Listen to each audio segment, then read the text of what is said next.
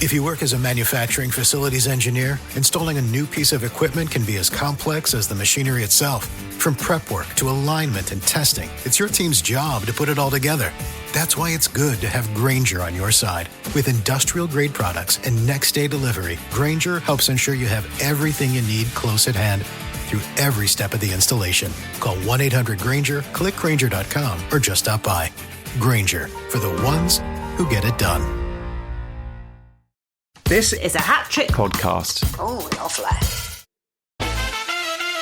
Welcome to In the News This Week, the podcast from some of the team who've worked on Have I Got News For You? I'm Emerald Paston. I'm Mike Rayment. I'm Queenie Miller. And I'm Jack Harris. We'll be taking you through the big and not so big stories in the news this week when the TV show can't. Think of it like this. If the main show is a Taylor Swift album launch, then we're a debut single from centrist Dad. Still waiting for it. Yeah. Remind me who centrist Dad is? Yeah, I don't want to say, Jack. This is if you say their name 3 times, they appear behind you. Oh, no. This is the band that was put together that featured Ed Balls and Robert Paston as their frontman. Yeah. Described online as a punk band, which I almost feel like the horrors of that description is enough. Do you know what I mean? I don't think you should see it. Yeah. We did feature them, didn't we, on the show once? Yeah, we did. There was a video of them playing at like a very underwhelming, like a fair probably in Notting Hill or something. Oh, God. Yeah. Yeah, so like, we are centrist Dad. And then like 3 people clap. Someone walks past holding a hot dog. It was every bit as underwhelming and disappointing as anything Ed Balls has ever done. I know who's a massive fan of centrist Dad, though. And unfortunately, she's not here this week, which sucks because I know how much she'd be able to tell us about their back catalogue and all the time she's gone to see them live, but it's Queenie, unfortunately. I could actually hear her eyes rolling in the back of her head as you said that from Edinburgh. I remember reading something about George Osborne being on the edge of a mosh pit at a centrist Dad's gig. Oh, God. The idea of George Osborne being near a mosh pit and the ability to push him in does suddenly make me want to go to one of their gigs. I feel like if I see George Osborne on the edge of a mosh pit, it's because he's like absorbing their energy somehow. Like a Dementor, like sucking their souls. Yeah. Well, talking of distasteful, hard to watch political events, we should get into round 1. And the big story in the news this week is, of course, President Trump's brave and courageous facing down of Putin at their meeting, which that's wrong. That was the alternative script, because none of that happened. So instead, the world got subjected to a dictator measuring contest. Jack, what did we learn from the rumble in Alaska? Trump's still quite a big fan of Vladimir Putin, isn't he? Yeah. It's supposed to be, like you said, a tough meeting with someone who invaded Ukraine. And he got an actual red carpet, a military flyover, and a ride in the Beast. Yeah, I think Melania's the only one who's been allowed to ride in the Beast in a while, isn't she? Yeah, and she doesn't even want to. Yeah. It's like, in Japan where they try to fit as many people onto a train as possible. So they have those people who are just employed to just shove people on. It's like when you try to get a Labrador into a bath and they're like putting their arms and legs out. Put their arms out. What Labradors are these? They're newly genetically engineered. What do you call them? 4 legs. They got 4 legs. Front legs. Their front arms and their back arms. Yeah. That's what we call Let's just keep it. Do you know what? I've had enough of experts. Let's just keep it simple. You with your physics, leaching into biology. To be fair, we are talking about keeping it Trump speak, so you would have to say the arms and legs, wouldn't you? Yeah. But I've just got a fantastic image of you now trying to get a Labrador into Bath, Mike. Yeah. Seems to be... Yeah, going, move your arms. Bad dog. It's really interesting, though, how, to me, the biggest thing with it was how pleased Putin looked when they came out of their meeting. Very smug smile. Putin kind of came out of it with what he wanted. He didn't get made to have to deal with a ceasefire. Seemingly said, yeah, I'm happy to have peace as long as I get given a bit of this land. And Trump looked pretty... It's interesting, isn't it? He's quite good at bullying weak, insipid leaders, like Keir Starmer. People he can hold something over. He really leans into bullying them, like he did with Zelensky. And then when he comes up against an actual stone-cold bully, he just completely demurs. He is. He just melts, doesn't he? I text you about this, Mike, but there was a lot of very gentle hand-holding. I saw that, the hand over his. It looked like Trump was rubbing a lotion into the top of Putin's hand. Like he was like a Boots shop assistant saying the benefits of some kind of, long com number 7 or Long con number 7? What is it? I don't know what it is. Just either number 7 or long com. Hey, one or the other. Let's double it up just for Vladimir. Okay. Hey, look, I feel less stupid about the front arms now. But again, it was that thing of like, Trump really isn't that hard to play. Yeah, totally. He said that Putin was a smart guy, but literally because he just parroted back everything that Trump has said over the last 8 years or whatever. He said that the invasion of Ukraine wouldn't have happened if Trump was in power, which is like the most sycophantic thing you can say to someone. Be like, I wouldn't have done it against you, you know? Yeah. And also saying that the 2020 election was stolen. Did he say because that? of mail-in voting. Yeah. Wow. And secretly he's like, / we also had a hand in all of it. Yeah. But this is classic Trump, though. Of Trump came out and said that Putin had said this to him. But like, as we know from Trump, he genuinely could not have said anything like that to him at all. Very true. Very true. That's a good point. The wording of it was sounding like something Trump would say. It didn't sound like something that had been potentially translated from Russian. Yeah, actually, it just turns out Trump's translator is just telling him what he wants to hear. Vladimir Putin how is it saying, works. look, we need this region, we need this. Yeah. And basically the translator is saying, he's saying you're a big, strong, handsome boy who's very clever. And he wants you to rub lotion into his hands. Yeah, he loved that lotion. His hands feel so soft. Yeah. Emerald, Yes. I can't help but notice you've been developing an interesting theory in recent weeks about world leaders behaving like bitchy teenage girls. I wanted to know your thoughts. I'm really intrigued by this. We stand on Russian Foreign Minister Sergei Lavrov and how he fits into this pattern. Because there's some odd behaviour this week from him. Yeah, there is some odd behaviour from him. In fact, some quite bratty behaviour, might I say. They're calling it trolling. He turned up to the summit wearing a sweatshirt emblazoned with CCCP, which is the Russian initials for the USSR, which is obviously no longer a thing. It was when they controlled a bunch of countries in their orbit. And this is a man who is 75 years old. Yeah. But also, I do think if he were clever enough, he would have done it in like brat green in the brat font. Like that would have been a cooler jumper. It's just a grey hoodie that he's wearing. But yeah, I feel like it's almost like if like David Lammy rocked up to a meeting with Modi wearing an East India Company t-shirt or something like that. It's that kind of level of like bad behaviour. I wouldn't put it past some of our politicians. So basically, to sum up, your problem isn't the fact that he did that, it's the implementation. Yeah, I think he could have done it better, to be honest with you. Yeah. It's almost like he didn't want to fully stick his Commit. neck out. Yeah. I now can't stop thinking about East India Company merch. Like that, like an insane thing to go It's so back true. to.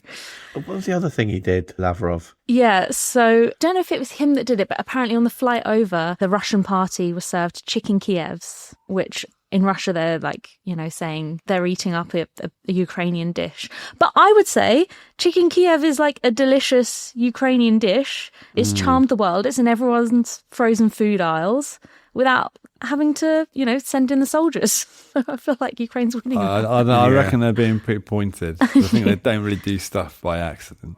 But what I liked about the Kiev thing, you had a pro-Kremlin commentator who posted about it saying, there's no shortage of humour in the Kremlin. I saw that. I don't know, man. If you take the piss out of Putin, I'm pretty sure you'll find a big chunk of that humour in your cup of tea next time you get to it. In the shape of some Novichok. Yeah. It comes in chunks, doesn't it, Novichok? I'm sure. You like sugar cubes. Oh, did they release that kind of information? I didn't. No, I haven't. Jack's just been doing a lot of research and is about to get a knock on the door. He's triggered a lot of keywords amongst home security. Yeah. I also looked up what Sergei Lavrov is like in general, and he's had some comments from past US administrations. So Hillary Clinton, when she was Secretary of State, said that he treated her like a jerk.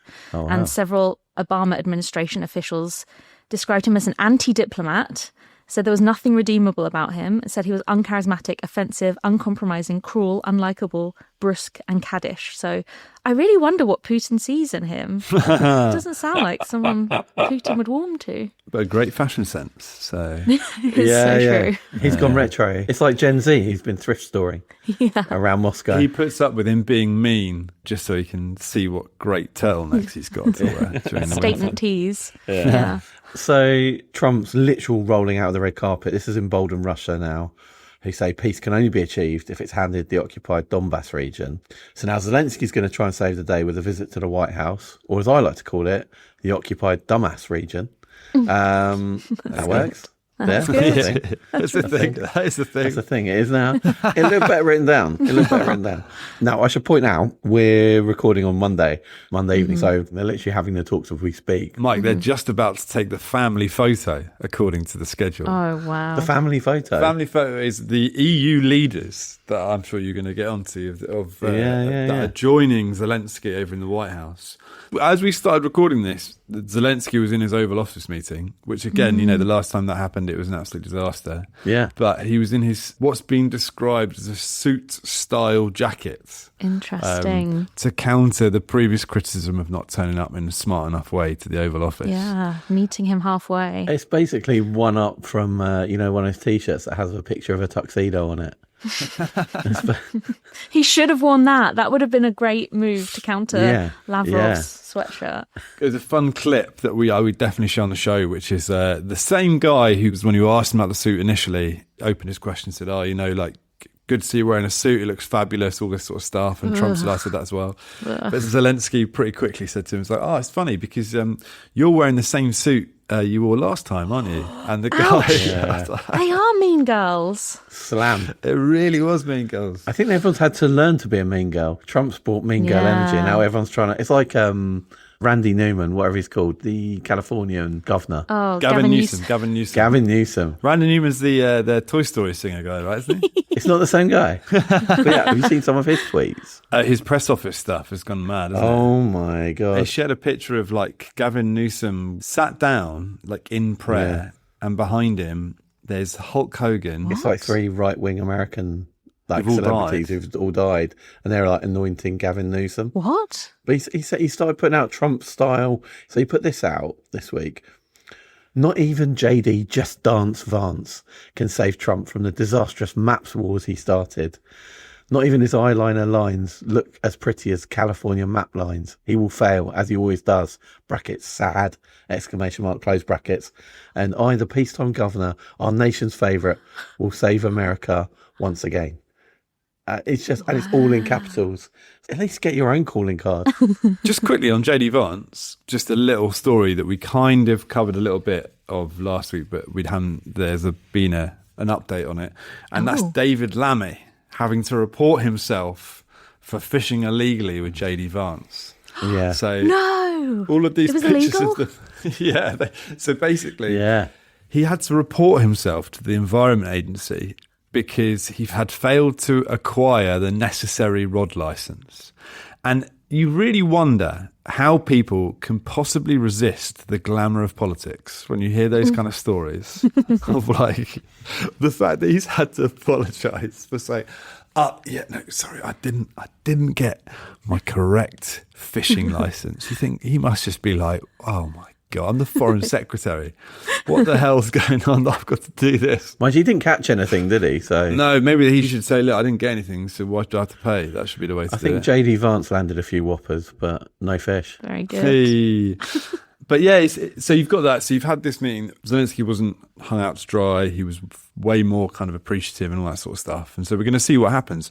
But it's the fact he's got support. There's a lot of talk about these 7 leaders from these big countries. The crack team from Europe who've joined him. So did you say crack? Yeah. As in, they are going to crack under the pressure of talking to Donald Trump. But they all say they've got unique abilities. And I was just running through them, and it's so funny to look at it because it's Like the X-Men. Well, I was saying it's like you can imagine walking through the Rose Garden like Reservoir Dogs, except as soon as they see Trump, they just all become Mr. Brown. What's Keir Starmer's? He's had his ears cut off, so he can't listen to any criticism for anyone. No, he's got an unrivaled ability to take splinters in the backside as the ultimate fence sitter. So that's his thing. But you've got Macron, who does the phone calls with him, who does the Donald. Oh, yeah. They have their phone nicknames. calls, which we talked about before. He's just bringing sexy back, basically. He just stinking the place French out with his chic. cologne. Yeah, Oh, yeah, which special kind of cologne. Trump appreciates it. He's probably wearing Trump's 47th president cologne, which I think is a good shout. Oh my God. You've got Mark Rutte, who called him daddy. Yeah. You've got Giorgia Meloni, who was the Italian prime minister, who also hates immigrants. Yeah, and he loves her. Perfect. They got to chat about that. Yeah. And then you've got the Finnish leader, and he's only there because he's really good at golf. That is Really? Yeah. Him and Trump That's play it. golf together a lot. They play Yeah. golf together, and way. he's really good at golf, so they're really good mates. And then it feels like Merz, who's the German leader, and von der Leyen are just there as like the sensible mum and dad. Yeah, Who, the like, parents in the room. Just don't let anyone get too giddy. They're there to close the bar on time and make sure the lights go on. But he also posted, he said, I've never had so many European leaders at one time.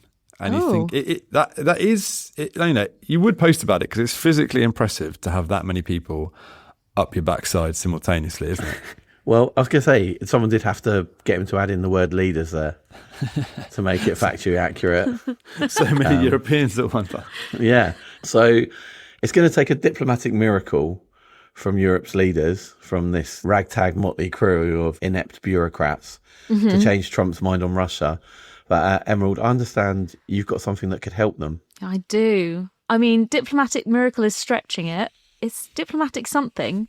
I don't know if you saw this. There's been some attempts at diplomatic humour in the press recently. Oh, no. Basically, because the Edinburgh Fringe is on at the moment and there's no longer a Funniest Joke Award, but Babbel, which is a language learning platform, they have arranged for a bunch of different ambassadors to share their own efforts to show how humour works in their countries. Sorry, just very quickly. I'm actually on the ground floor, so can you give me time to go up a couple of stories so I can then throw myself out the window? That'd be... Are you ready for the jokes, is my you give question me for that, you. allow Are me you that. ready for these diplomatic jokes? Okay, so a couple of them I actually didn't mind. So the Finnish ambassador to Britain, okay, aside from the fact it's very formally phrased, his joke is, how does one spot an extroverted Finn? I don't know. How does one spot an extroverted Finn? In conversation, he stares at your shoes and not his own. Okay. Which at least is original. Okay. I haven't heard that before. I want to hear a Finnish diplomat deliver that joke. Yes. Or staring at your shoes. Yeah. Is that just saying that everyone in... Yeah, is it- Finnish people are very introverted. That is true. So They're known I for quite like keeping that. their distance from each other. Yeah. Not Yeah, bad. yeah, yeah. Okay, there's a football one, you guys. So Oh, yeah, now you're talking. the Slovakian ambassador says, what do Slovaks do when they finally beat England at football? I don't know. What do Slovaks do when they finally Thanks beat for this, England at Mike. football? They turn off the PlayStation and go to sleep. Because it's almost just too sucky uppy. No thanks. Have pride in your nation, lads. We're not that good at football. Okay, this one, I really want you to help me work it out because I feel like I should be able to understand these jokes, but this one I do not understand at all. This is always so the best way to start a joke. Can you help me work Yeah, out? yeah, This yeah. is the run up into the joke. Yeah. Okay, so Estonia, they submitted a conversation between a driver and a hitchhiker. The hitchhiker says, is Tallinn far? The driver responds, no. The pair drive for a few hours before the hitchhiker, this is like a riddle, before the hitchhiker asks again, is Tallinn still far? The driver says, now it is. This I mean, feels like a that's- maths problem. It is quite funny. He's not going the right direction. That's Jack, just give me a minute. I'll join you on the third floor.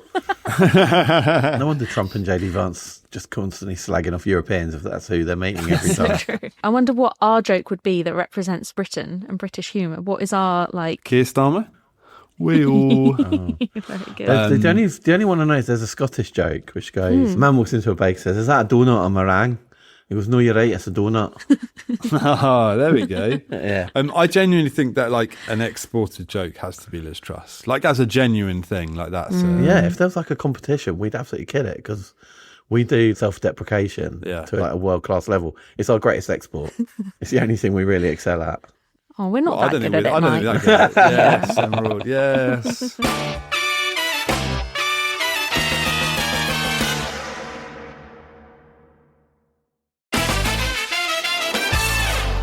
Welcome back to In the News This Week. It's time for round two now, where you've each brought a story from the past week that you think would work best for round two of the TV show.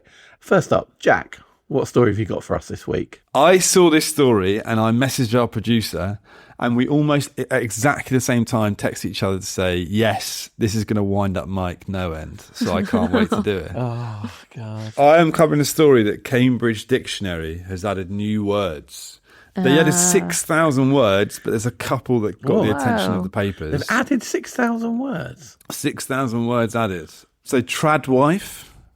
Have you heard this before, Mike? Am I a trad wife? No, I feel like you'd be Googling them. It's a shortening of traditional wife, and it's a big social media trend where you have married mothers who cook, clean, and post their lifestyle on social media. They're modern enough to use iPhones, though, so I think they're not really committing to the bit enough, So personally. just anyone like not born in the last 15 years, it's just them recording how they behave. No, and it's that's a young. thing. It's young people too. It's like I'm providing for my man who's off working and like earning the bacon, and I'm going to produce 15 children for him and cook and do all this whilst making sure I look good for him when he comes home, sort of Which thing. obviously, if you want to do, absolutely fine. But hopefully people don't feel pressured to. But is it a bit of a criticism if you call someone a trad wife? There's been, I think it's like a trend, but there's been some criticism that it's like kind of going back and a bit old school. Would a trad wife marry a centrist dad? Probably not. I think a centrist dad probably wouldn't expect a trad wife. But he would love it. Secretly love it. Yeah, he would secretly love it. Mike, Yeah. I think you're going to be happy to hear that the word skibidi has made it into the dictionary. Oh no. Now, I've made a little game here. I'm going to ask, wow. is this the correct use of the word skibidi? I was going to say, is that the guy from the Magic Roundabout? That was Zebedee. Zebedee. Yeah. I'm calling it skibidi or skibidi. It should be Skibidi or Skibidone. There we go. Oh, wow. 100% taking that on. I just want to say, I don't think the third floor is high enough for this game. I'm taking to the Shard. I'm going to nick Emerald's naming. Skibidi or skibidone is so much better. Okay. Can I just say Skibidone? No, you have to answer. An example. Example 1. Mike, what the skibidi are you doing?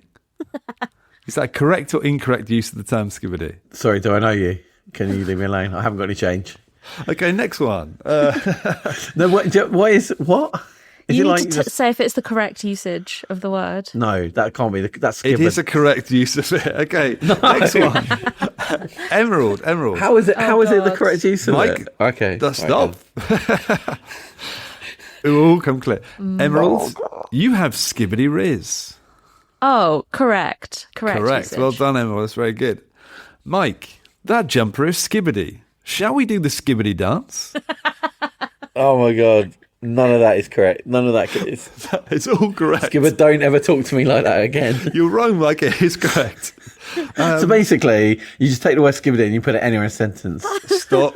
No, wait. Okay. I'm furious. Emerald, Yeah. how the skibidi do I use the word skibidi in this skibidi sentence?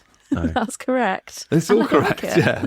Is it just Okay. replacing the F word? Is it just replacing stuff? And then, Mike, the last one for you. Yeah. What? That guy in the dictionary? You have to be skibidding me. That's. I quite like that. That was the best one yet. That is the incorrect use. That is incorrect. Mike. Well, that was So that was the best one You because it had some. absolute amateur.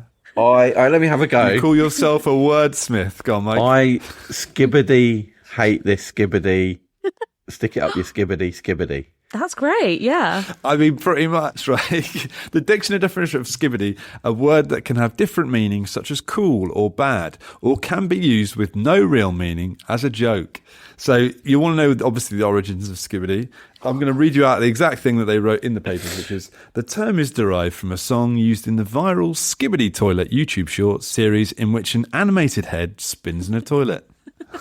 This is literally seeing the death of the human race before my very eyes. It's like The origins is actually from a thing called Skibidi Toilet, and it's essentially just what they now call brain rot, which is basically when young people go to just watch something which just is completely mindless. Which is, to put into context for you, Mike, imagine tuning into PMQs for 24 hours, but you're under the age of 24.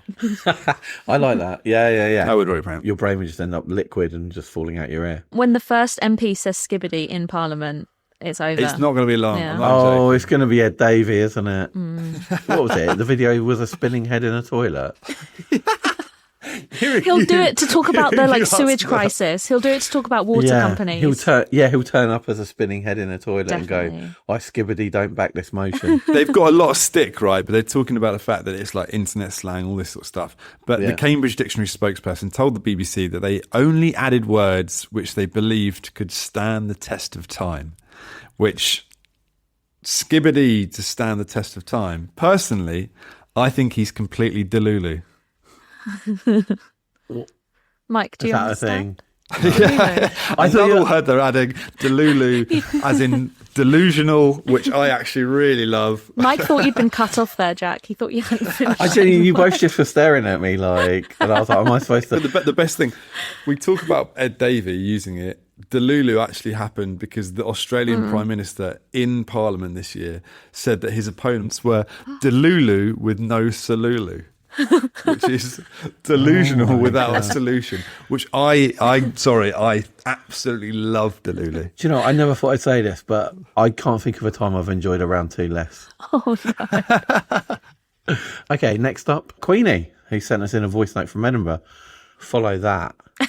Let's hear what she's got to say. Hello, everyone. I'm terribly sorry to be missing this week's episode, but I have brought a round two story for you. Researchers at Nanyang Technological University have developed a robotic assembly line to convert living Madagascar hissing cockroaches into fully functional cyborg units. I'm just going to say that again. Living cockroaches into cyborg units. I'm convinced this is where we got Elon Musk from, but they say that they could serve as miniature searchers in like disaster zones, navigating tight rubble spaces that are inaccessible to humans or larger robots. But it's mad. How the machine works is that the insects are anaesthetized and placed inside a machine that analyzes the cockroach's body. A robotic arm mounts a lightweight electronic backpack onto the cockroach. It's just like everyone walking into the House of Commons. The backpack includes electrodes that are then used to stimulate nerve signals to steer the cockroach left or right. I hate to be someone to make a reference to Rick and Morty, but this is Pickle Rick. They're pickle ricking cockroaches. I got that reference. The whole process takes 68 seconds per cockroach, as compared to anywhere from 15 minutes to an hour when performing the same task by hand. One of the scientists quoted, "Our innovation makes the dream of deploying large numbers of cyborg insects in real-life scenarios far more practical." The dream. Whose dream? Sorry, Dick Dastardly's dream. The exact quote as to why they're using live cockroaches instead of just little robots is that they don't want to go into the time and trouble of creating little robots from scratch. It's not as if you're scientists. It's not as if you're doing anything else. You should probably go into the time and trouble to do that. That's your whole job. Anyway, I'm not mad because it's a very inventive way to take over the world. And that's what I'll be doing in the meantime between now and the next podcast. I'm going to be assembling my army of little robotic cockroaches. Oh, God. And we're going to start a new party called Reform 2. And it's going to be exactly the same as Reform 1. Bye. Oh, that's Wow. great. Did you hear the thumping noise in the background? It sort of sounded like her cockroach army marching. No. It was like a little boom, boom. It's a literal Kafkaesque nightmare. I think they're just testing out these little backpacks for humans, obviously, aren't they? So Yeah. I want to know, are the cockroaches wearing the backpacks on one shoulder or two shoulders? Because that depends how cool they are. What's cool definitely now? both shoulders, man. Definitely both shoulders. I think both shoulders is more acceptable now than it used to be. Yeah, it's gone back around. It's never cool to wear it on both shoulders. I was always a two-shoulder boy. Always a two-shoulder boy. And as if to prove my point.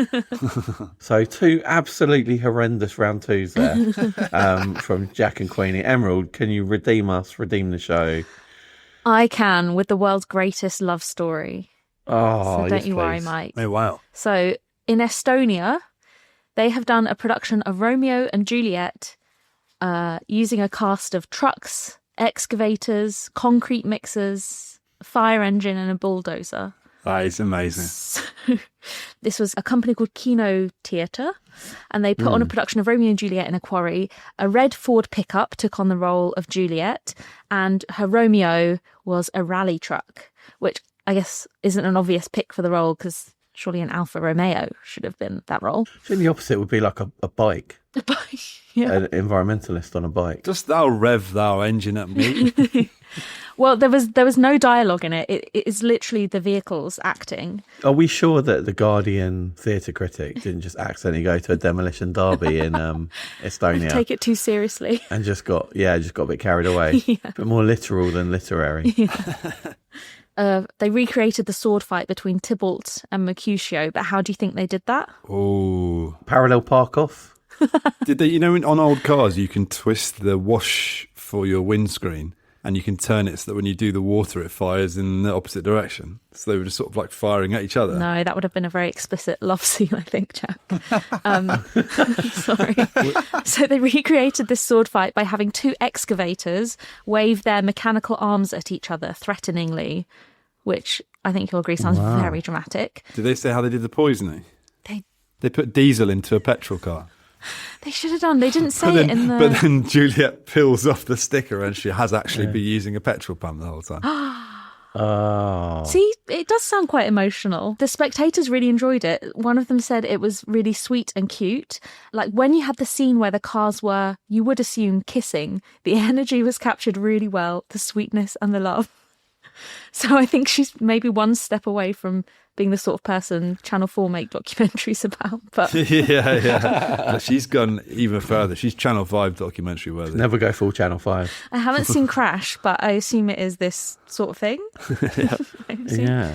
But in any case, I am looking forward to their upcoming plays, which I assume include the airborne spectacle of Much Ado About Boeing, the mundane realism of the ghosts in Tramlet, and maybe also the comedy of errors, which is just one Cybertruck on stage for 90 minutes. And that's my story about trucks. No, that's great. Of the 3 stories, that was the least worst this week. Okay, so well done, Emerald. So it was Skibidi then. My story was Skibidi. Queenie's was one level up, and that was Skibidi. And then Emerald's was at the top, so it was Skibidi. I think that's time for a break. Okay, finally, it's time for round 3, the missing words round. I'm going to read out some headlines from the past week, and you guys just need to fill in the missing words. And we start with Rachel Reeves to use bats and newts to what? Feed the animals at a Danish zoo. I'm sorry, I can't get that story out of my head. I genuinely did Google to see if there was a third weekly update, but it's been quiet. Worryingly quiet. Yeah. Is it Rachel Reeves to use bats and newts to distract reporters when asked about autumn budget? We're just going to throw bats and newts at them. Just throws them out and runs away. The answer is Rachel Reeves to use bats and newts to speed up house building. They're getting new skills, are they? Fantastic. They're putting little bricklayers. backpacks on them. Yeah. They're putting backpacks on them. The bats will do the loft, obviously. And obviously they can work at night, newts can work in the day. So Yeah. 24-hour service. Good with a water feature. It makes perfect sense. Now, this is the news that the Chancellor is to make it harder for people to use nature concerns to block construction projects. Yay! Especially when it comes to wild newts, a slippery endangered species that's bad for economic growth. There we go. Rachel Reeves has been Chancellor for a year.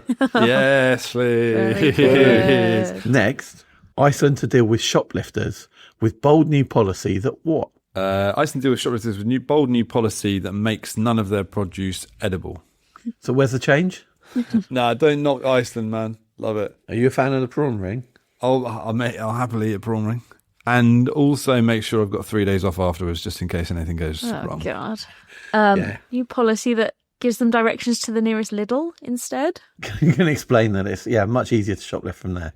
Now, the answer is Iceland to deal with shoplifters with bold new policy that gives a reward to customers who report shoplifters. Oh, it's the Kemi Badenoch way of doing things. Yeah. And do you know how much you would get rewarded for taking the risk of reporting a shoplifter? Is it a black eye? You definitely will get one of those. It's £1. No, what you do, right, is you report yourself. You pretend you wear a moustache. A moustache? A what? A moustache? What would you wear?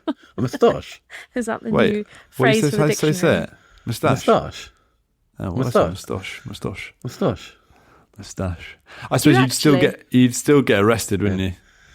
I think maybe Jack's been stealing from Iceland and he's been frozen in carbon. His brain's been frozen. We posted this missing word on our social media channels, and congratulations to Jeff Trevor on Instagram. Is that one person or two people do the same thing? Genuinely, that was like going through my head and it stopped me. I was like, mate, pick a lane. It's one or the other. Incidentally, don't trust people who have first names as surnames, and I stand by that.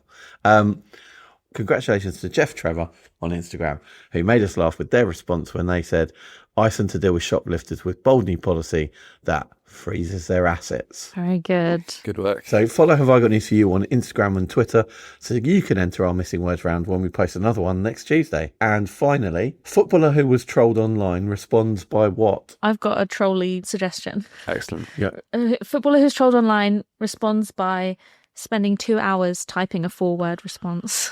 Oh, wow.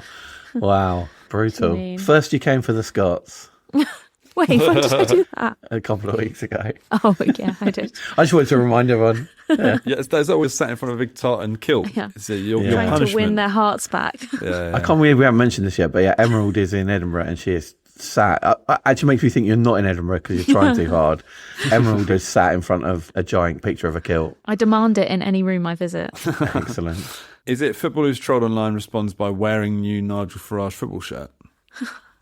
I put my order in. Have you guys? Nigel Farage football shirt, is that an actual thing? Have you not seen this? No? No. A shirt. It's got Farage 10 on the back. Oh my God. It's got Reform Party on the front. It's in lovely turquoise and white.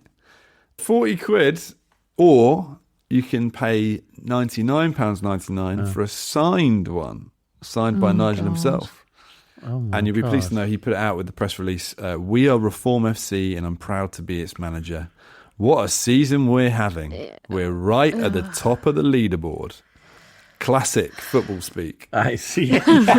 Yeah, we're doing it again. We're getting all the points. And We are kicking these goals. converting all the goals. By God, we got one of the best sixes this week from one of our excellent player with the legs. This all sounds like classic commentary to me. Yeah. This is me and Mike when you first log on to the podcast, Emerald. Yeah. No, the answer is a footballer who was trolled online responds by scoring a free kick on her debut. But I thought it was a good story because this is 16-year-old Sky Stout. Oh, Who- yeah. I saw this. Yeah, she was subject to abuse online on social media this week because she signed for Kilmarnock FC in Scotland. And in the announcement, they put a picture up of her and swarves of gammony men took to Twitter and Instagram to make fun of her acne to the point that they took the post down. But Sky's had the last laugh. She's been publicly supported by a number of big names in the game, including Scottish legend Ali McCoist. And then she rounded off the week by scoring on her debut in a 6-2 win. So I'd say good on Sky. And Skibidi to her. also Skibidi to them, to the men who did it. I guess so. Like you nailed it. Oh, yeah, I'm learning. The machine's learning. I'm like a cockroach with a backpack. I'm 21st century, baby. You're the world's slowest AI. Mike. Sorry. Thank you for listening to In the News this week. If you've enjoyed this episode, please give us a 5-star rating on Apple Podcasts or Spotify. For updates on the show, make sure you're following Have I Got News For You on Instagram, TikTok and Twitter. You can also get in touch with us by emailing podcasts@hattrick.com. That's Hattrick with 2 T's. Make sure you followed or subscribed to the podcast wherever you're listening to it now, and we'll see you here for next week's episode. Time to say bye. Skibidi bye. I knew that was going to happen. In the News this week is presented by Jack Harris, Queenie Miller, Emerald Paston and Mike Rayment. The producer is Diggory Waite. The executive producer is Claire Broughton. And the music is by Big George.